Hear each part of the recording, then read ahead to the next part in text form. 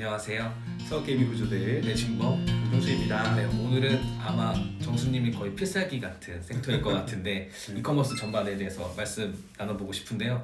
사실 2021년도에 이커머스가 우리의 기대와 달리 거의 이런 표현이 맞을지 모르겠지만 전반적으로 주가가 초토화가 됐습니다. 그 이유가 뭐라고 생각하시는지? 그러니까 뭐 여러 이유인데 저도 좀 참담한데요. 제가 익사이팅 FX라는 곳에 이커머스 기업들을 많이 분석을 해왔는데요. 2021년에 제가 썼던 그 이커머스 기업이 29개더라고요. 근데 그 중에서 25개의 기업의 주가가 마이너스였습니다. 네. 그래서 사실은 뭐 몇 개 기업밖에는 성장하지 못한 거죠. 네. 그래서 여러분 잘 모르시겠지만 프랑스의 시노바 같은 경우가 주가가 크게 상승을 했는데요. 네. 시노바는 우리 한국식으로 치면 쿠팡 네. 또는 뭐 옥션이나 뭐 이런데 G마켓 같은 것이죠. 그러니까 프랑스에서 아마존 다음에 넘버 2 종합 이커머스 기업이라고 보면 되는데요. 이게 상장은 프랑스로 돼 있죠? 네, 프랑스의 파리에 상장이 돼 있습니다. 그래서 시노바는 대단히 크게 성장을 했고요. 그다음에 이제 두 번째는 여러분도 아시는 S입니다. S 같은 경우가 작년에 한 20% 정도 성장하면서 성장을 했고, 그다음에 이제 고만고만하게 이걸 성장이라고 해야 될지 말아야 될지라고 하는 데가 쇼피파이 네. 하고 모르시겠지만 헬로프레시라고 있습니다. 그러니까 헬로프레시 같은 경우에는 독일에서 시작을 해서 지금 영국하고 프랑스나 네덜란드에 있을 뿐만 아니라 미국 시장을 진출했죠. 그래서 여기는 신선 제품 배송 전문 회사입니다. 마켓컬리랑 비슷하네요. 아니 신선 제품을 배송만 해주는. 마켓컬리가 그러지 않아요? 그건 신선 제품을 팔기도 하잖아요. 아, 배송만 해주는 네네. 거죠? 그러니까 마켓컬리 같은 데 찾아가서 너 배송을 우리가 해줄게. 그러니까 배송 전문 기업이에요. 마켓컬리 더하기 배민이네요. 근데 이제 개별 배송도 하지만, 네. 그러니까 뭐 이렇게 콜도 하지만, 이런 슈퍼마켓 같은 체인점들을 가서 찾아가서, 예를 들면 롯데마트에서 신선 상품 너네 배송 서비스 준비 안 했지? 우리가 도와줄 테니까 시작하세요. 배송 대행이네요. 네, 그래서 이런 것들을 해가지고 하는 데가 헬로프레시인데 헬로프레시가 올해 1월달에 되게 유명한 CEO 유명한 얘기 했어요. 네. 인플레이션 걱정하지 마. 우리는 가격 안 올려. 그러니까 인플레이션에 심지어 우리 가격 내려줄 수도 있으니까 인플레이션 온다고 해서 물건 가격 그렇게 신선 배송 우리랑 협력한 업체는 심지어는 신선 제품의 가격을 내려도 너네들의 이윤율에는 변화 없을 거야. 네. 이런 유명한 말을 할 정도로 대단히 배송만 네. 전문을 하는 업체다 보니까 이 규모의 경제를 만들어내고 있습니다. 네. 그래서 이런 부분에 대한 노하우도 잘 돼 있고 소프트웨어 파워도 높다고 해서 헬로프레시 같은 경우에는 주가가 조금 오른 이런 독일 상장님. 네, 독일 상장하고 뉴욕에 돼 있을 거예요. 네. 그래서 이 헬로프레시는 좀 보실 필요가 있다라고 좀 생각이 들고요. 그다음에 이제 아마존이 있었던 거죠. 그래서 전체적으로 거의 뭐 초토화가 됐습니다. 사실은 2020년 그리고 2020년에 사실은 2019년, 2020년에 이 코로나와 팬데믹과 함께 어마어마하게 그 이커머스 기업들이 전 세계적으로 성장을 했었는데요. 그런데 2021년에는 주가로만 보면은 매출 증가들은 다 하고 있었어요. 이렇게 떨어졌는데 우선 가장 큰 거는 보통 우리 주가를 보통 많이 얘기를 할 때는 분기별 실적을 보고 많이 요동이 치는데요. 분기별 실적을 이동하는 건 전년도 대비 비교다 보니 전년도에 너무 많이 성장했기 때문에 2021년에 성장률은 낮을 수밖에 없었던 거고 기저효과가 이른바 기저효과죠. 네. 기저효과가 저는 작동했다라고 저는 생각이 들고요. 두 번째는 전 세계적인 이 구입난 또는 인력난이라고 하는 것, 그 다음에 이 배송에 있어서 서플라이 체인 쇼티지도 발생했죠. 병목 현상들. 이렇게 되면서 배송이 늦어진다든지 배달이 늦어진다든지 특히 이것이 많이 이루어졌던 것이 블랙 프라이데이라든지 크리스마스 시즌에 많이 발생했거든요. 유럽이나 북미 같은 경우에 이런 부분에서 오면서 실적에 영향을 줬던 부분들이 존재하고 있고요. 그리고 비용 부분이 상승했던 부분들 이런 것들을 감당하기 어려워지면서 수익성이 크게 악화됐던 부분들 수익성 악화가 우선은 크다고 볼 수가 있죠. 이런 기업들 보면서 많이 주가가 하락했다고 볼 수가 있습니다. 네. 잠깐 지나가듯이 얘기해줬지만 결국은 우리 지나치게 풀린 유동성 때문에 어쨌든 저희는 당분간 인플레이션 시기를 맞이해야 되잖아요.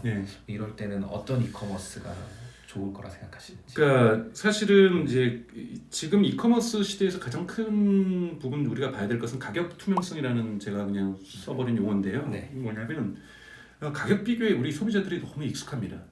그리고 뭐 어렵지도 않고요. 뭐 클릭 몇 번이면 할 수 있는 거기 때문에 그건 거꾸로 뭐냐면 함부로 가격을 못 올리는 거죠. 그러니까 살짝 꼬치한 가격 올렸다가는 바로 매출이 떨어지는 현상이 발생할 수밖에 없는 거거든요. 싼 거 사면 플랫폼 되니까. 싼 거 하면 되는 거니까 충성도가 떨어지고 여러 가지 플랫폼을 흔히 말하는 멀티 호밍이라고 하죠. 여러 가지 이커머스 플랫폼을 대부분 가입을 해서 사용하고 있기 때문에 아마존 프라임 같은 강력한 묶어주는 효과가 있는 경우를 제외하고서는 이 플랫폼 이동이 쉽기 때문에 가격 투명성이 되게 증대하고 있기 때문에 가격을 올려서 마진율을 높이는 수익률을 높이는 이런 되게 어렵습니다. 네.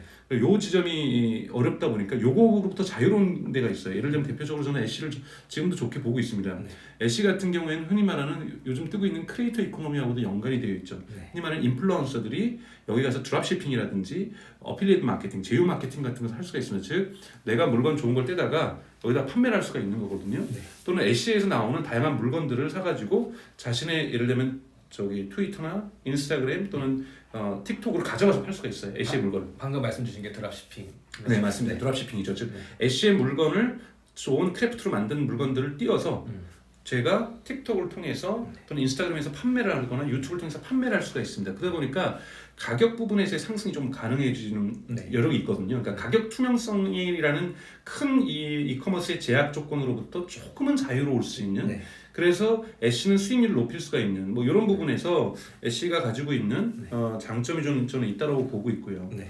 그리고 이제 또 하나는 이제 떠오르고 있는 이제 이 인플루언서 커머스라고 볼 수도 있죠. 네. 쇼피파이가 이 부분을 가능하게 하고 있는데요. 네. 쇼피파이 같은 경우에는 이 흔히 말해서 아마존은 everything이라고 얘기를 해요. 모든 것을 살 수 있다. 그리고 쇼피파이는 everywhere.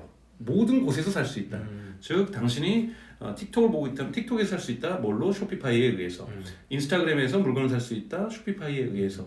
홈페이지에서 살 수 있다. 쇼피파이에 의해서. 그러니까 이 쇼피파이는 어느 곳에도 갖다 붙일 수 있는 이런 샵 시스템이잖아요. 네. 이런 부분들이 요즘 소셜 미디어하고 결합을 하기 시작을 했고요.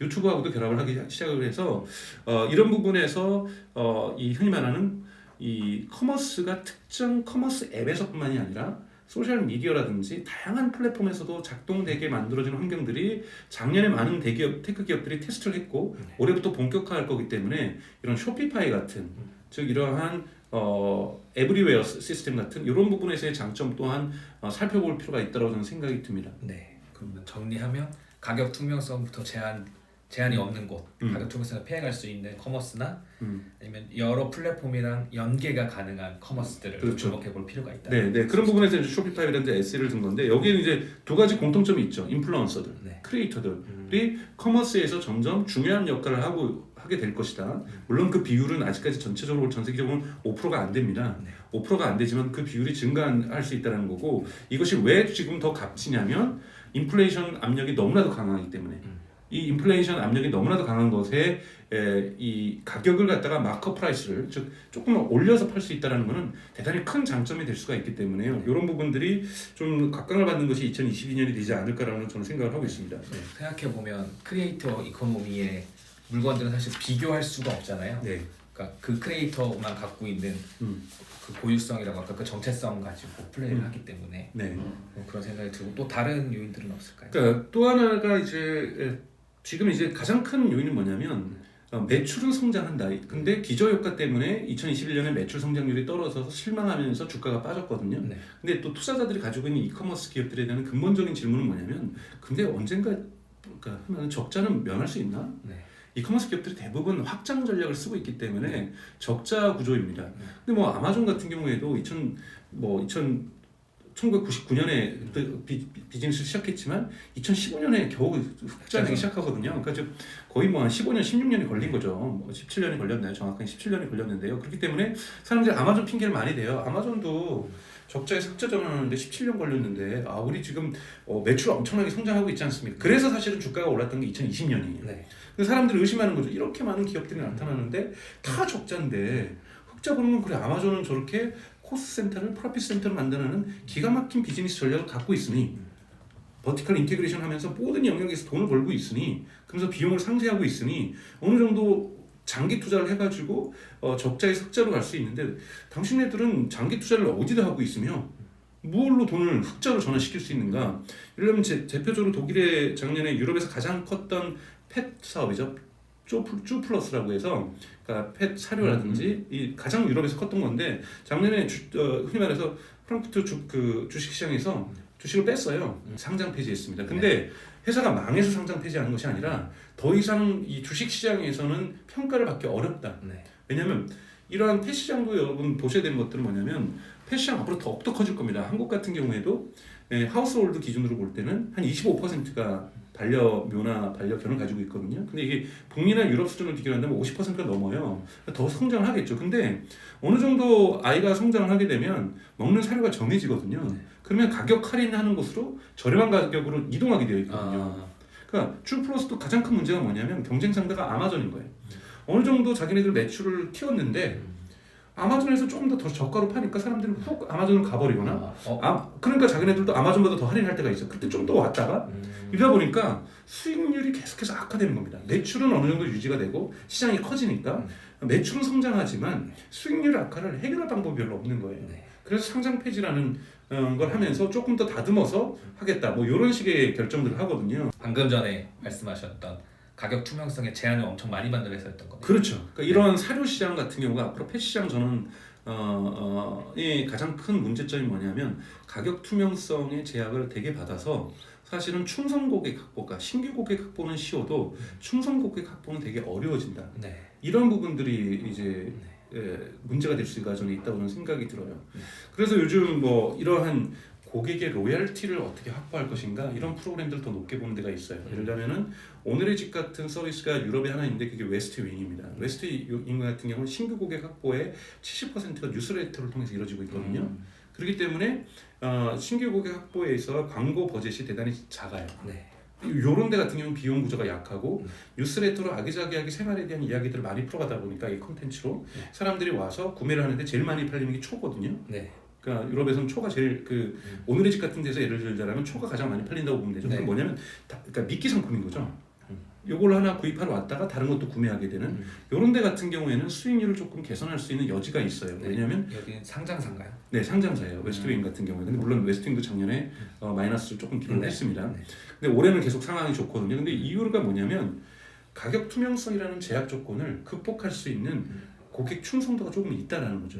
강력하진 않아도 이런 기업들을 그래서 쭉 정리하고 하여튼 이런 것들이 구별되는 게 아마 2022년이 전 될 것 같아요. 즉 투자자들이 원하는 것은 중장기적인 수익성을 악화를 극복하고 마이너스에서 플러스로 가는 적자에서 흑자로 전환하는 전략을 요청하고 있는 거거든요. 이 전략에 응답하는 기업들이 올해 나타날 것이고 이런 기업들은 주가가 좋을 수 있지만 나머지 기업들은 주가가 나빠질 수 있다. 하지만 또 다른 태제도 있습니다. 이건 알리바바가 스스로 자기를 자랑하기 위해서 만든 태제인데 저는 일부 동의하는 태제인데 뭐냐면 흔히 말하는 GMV 거래 총량이 그래도 100억 달러가 넘으면 우리나라 한국 돈으로 예를 들면 월 연 매출액이 10조 원이 넘으면 그래도 규모가 덩치가 커서 쉽게 무너지지는 않을 수 있다. 그리고 이 10조 원 정도가 되다 보면 어떻게 기업 정상화를 열심히 노력하다 보면 전략하다 보면은 흑자로 전환될 수는 있다. 뭐 이런 식의 어떠한 얘기들이 있어요. 그래서 예를 들자면 2015년에는 이커머스 마켓이 어느 정도였냐면 10억 달러만 해도 탑 10 안에 들었어요. 전 세계 글로벌 탑 10. 근데 지금은 그러니까 10배인 100억 달러 정도가 돼야 글로벌 20에 낍니다. 그만큼 지금 이커머스의 거대 기업들이 등장하고 있다는 거죠. 이 탑 20는 어느 정도 살아남을 수 있지만 탑 20에 끼지 않으면 종합 커머스 플랫폼으로는 살아남기 어렵게 된다. 그러면 알리바바의 주요 논지는 결국 돈이 많으니까 대마불사네요. 네, 대마불사이기도 하고 거기에 규모의 경제가 있기 때문에 비용 절감 효과가 있을 수 있다는 거죠. 이것이 아니고 살아남을 수 있는 데는 이러면은 이 버티컬 전문 업체들.